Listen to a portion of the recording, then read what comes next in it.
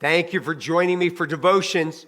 All this week, we're talking about waiting on the Lord. And again, I'm giving you a lot in each devotion, a short period of time. You might want to jot some of these things down.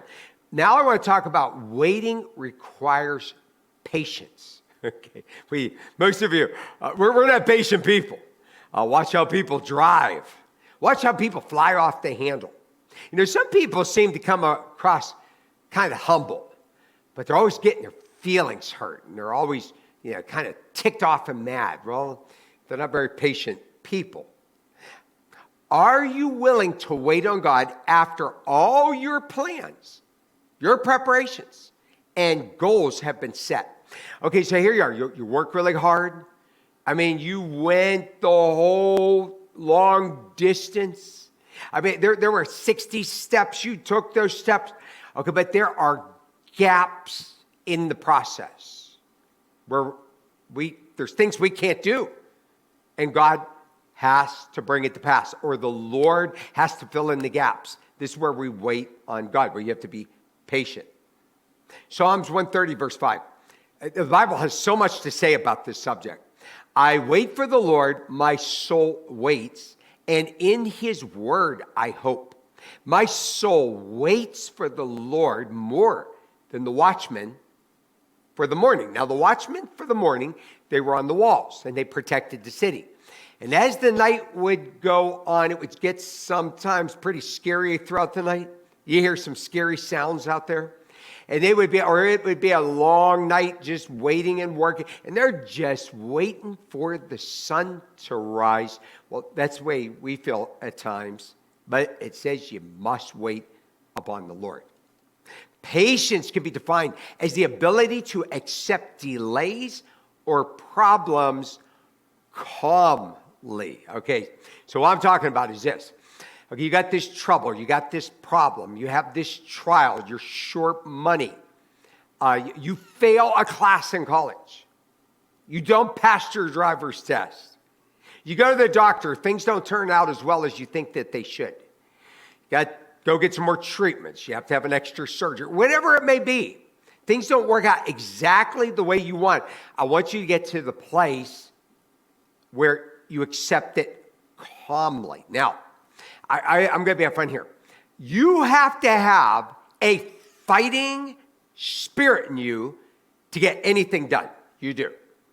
So I don't want you. We talk about waiting on God. That's not sitting back on your lazy butt doing nothing. I want to let you know that.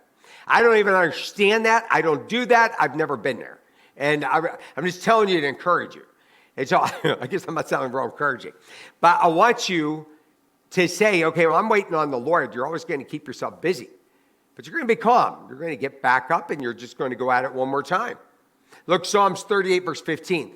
Look what he says. Lord, I wait for you. You will answer. Lord, my God. Look at the confidence there. I know you're going to answer this. God, I don't know how you're going to bring this to pass, but I know that you got this. Okay, do you believe in that?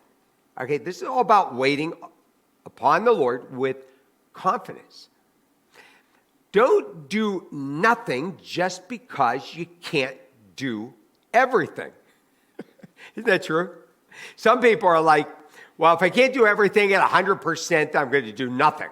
Okay, no. Listen, I don't care it's only 60%. Maybe God's trying to humble you a little bit. I told my one son who could be a doctor, he was really having a hard time in medical school. And I insulted him one time when I was trying to encourage him. I said, my son Scott, Scott, listen.